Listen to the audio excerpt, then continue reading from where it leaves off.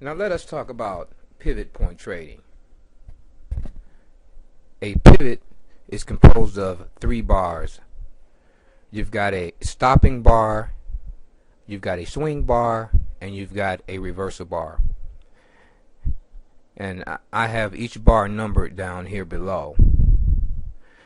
Now we'll work our way backwards. Bar number 3, that's the reversal bar. And that is the reversal bar because this is the bar that signal a reversal from the downtrend, which began up here and came all the way down here. Now bar 2 is the bar that made the lowest price out of all of these bars in the downswing series of bars.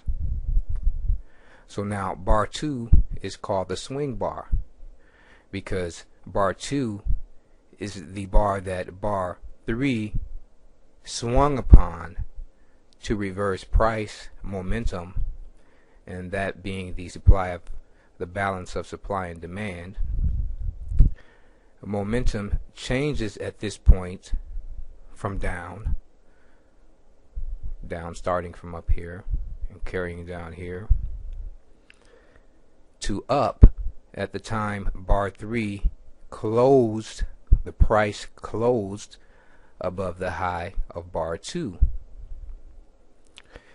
If bar 3 does not close above the high of bar 2, which is the swing bar, and it is the swing bar because it is the bar which made the lowest low from the downswing series of bars, taking us down to this point.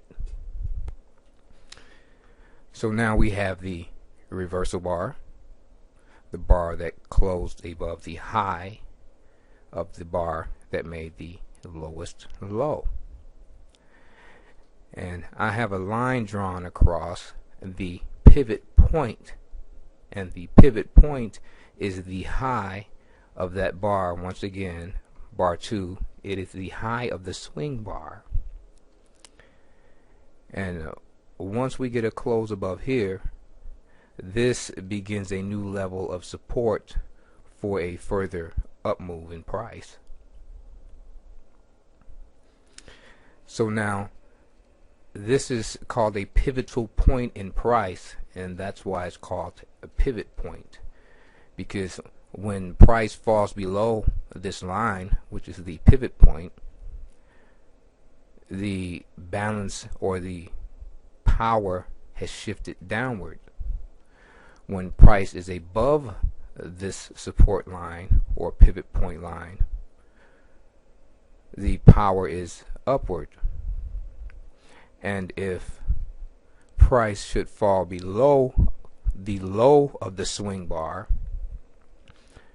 which is once again the bar that made the lowest low price, see, it made a lower low than this bar, and obviously made a lower low than any of these prior bars.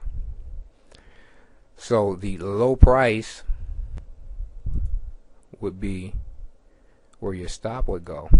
Anything below that low, because once it falls below this price, then the equilibrium or balance has shifted, and price has a much higher probability of continuing downward. Hence the pivot would have swung again back the other way.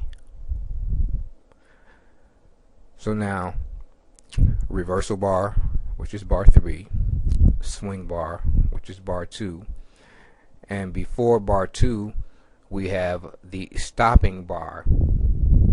Now the stopping bar cannot make a lower low than the swing bar. So if bar 1 had so happened to make a lower low than this low price at bar 2, then bar 1 would be the swing bar. And we'll see examples of that as we go along. Okay, so reversal bar, swing bar, stopping bar. So now we know that the pivot point formation is a 3-bar formation. It's a bar that requires at least 3 bars to form. And we'll end this as lesson 1 for pivot point trading, and we'll cover more, and we'll look at some downtrend examples also and get more in depth into the different types of pivots. But what we've discussed here is your basic pivot. This is your basic everyday pivot. But pivots don't always form this simply. Sometimes pivots form a little bit more complexly. It's the same concept, so it's easy to comprehend. And we'll talk about those in some subsequent lessons. So, thank you for reading The Laws of Charts and Men. I'm Jerry, and I'll see you in lesson 2 about pivot point reversals.